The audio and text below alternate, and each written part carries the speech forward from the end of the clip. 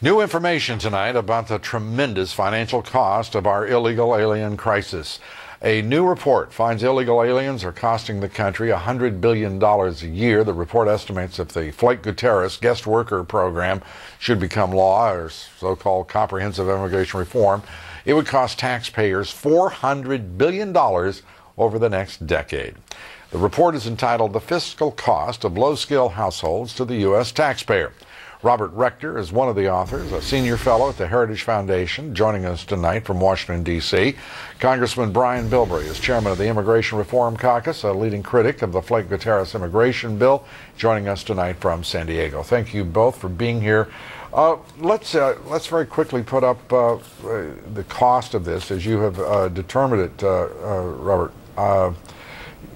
You putting up as a simple, straightforward fact that there are 17.7 million low-skill households. Now, not all of these, obviously, are filled with illegal aliens in this country. The total annual fiscal deficit for all of these households totaling $397 billion. I mean, at what point, with an annual, this creates an annual fiscal deficit of nearly $400 billion, or almost $4 trillion over 10 years.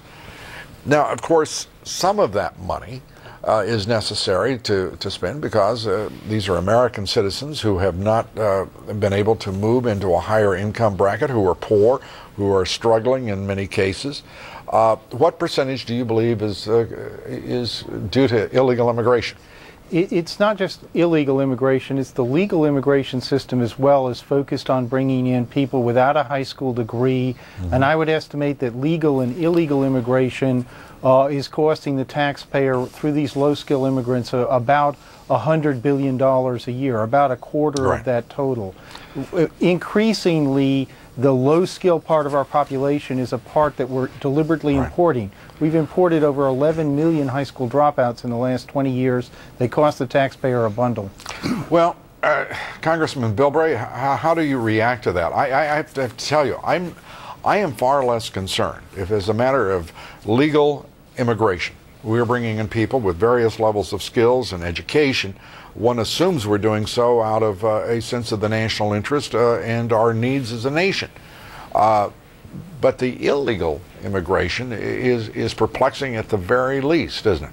Well, this study really shows why we spend billions and billions. So we don't have, we try to reduce the number of people who are undereducated, undertrained, because they don't have the ability to produce the resources to be able to pay for the overhead that you have. And then when you have people that stand up and try to justify illegal immigration, that we need more poor, uneducated people in the country, the Heritage Foundation sort of reinforces that this is an issue that goes beyond just legal and illegal immigration. It's a concept that if we're going to have immigration, we should try to get those that are going to be paying a major portion of the expense of what they produce. We're really talking about for every illegal immigrant family in this country, we're giving them the equivalent of a brand new Mustang convertible every year.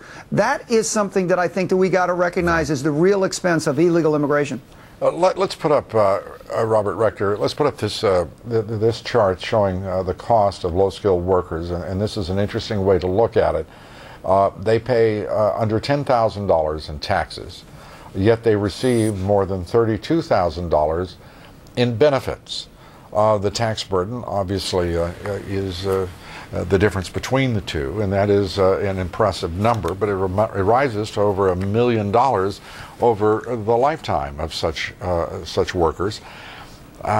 There's another way to look at this, it seems to me, Robert Rector, and that is, if low-skilled workers are being brought in by corporate America, what they're really doing is pushing the burden of providing for those low-skilled workers, particularly illegal immigrants, off on the American taxpayer, so that the company, the employer of those illegal aliens, won't be paying that $30,000 or $22,000 net difference, if we can assume that.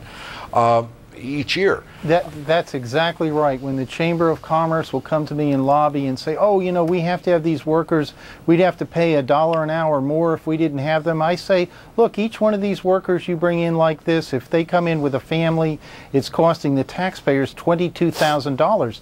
Do you as an employer want to pay that cost? And they say, oh, no, we don't want to pay that. They just want to shift those costs off on the taxpayer so they can make a tiny bit more profit. It's a terrible, terrible idea. And we have a very generous system. For people born in the United States, we support them through welfare, we subsidize their Social Security, we give basically free education for their kids.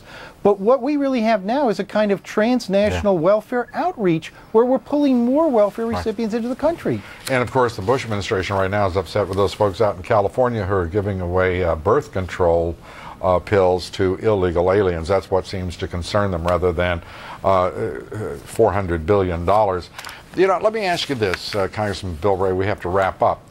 Robert Rector just mentioned that the U.S. Chamber of Commerce, the country's biggest business lobby, wants to push all of those costs for low-skilled labor off on illegal labor, off on the American taxpayer.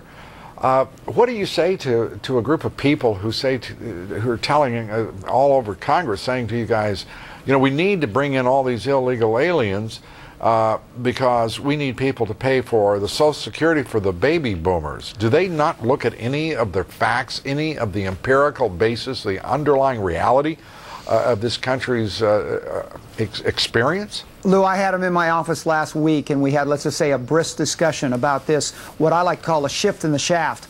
And no, the excuse really is the fact that it's good for us right now and our group, and they don't look at the long-term impact, especially the impact not just on our budget and our fiscal crisis that we've run into in this country, but what about our grandchildren's fiscal stability? This is not sustainable, as we would say in the environmental community. It's one of those things that people are saying, just give me what I need, what I want right now. I don't care about the long-term impacts of the nation. Yeah, and they don't really care about the short-term impact either, suggesting that we need more of these workers at the same time. Wages in construction, landscaping, leisure and hospitality, the predominant industry employers of illegal aliens, all of the wages have been declining there over the course of the past 5 years, putting a lie to just about everything that's being said on behalf of illegal immigration. Robert Rector, we thank you very much at the Heritage Foundation, and we thank you very much, Congressman Brian Bilbray. Thank you, Lou.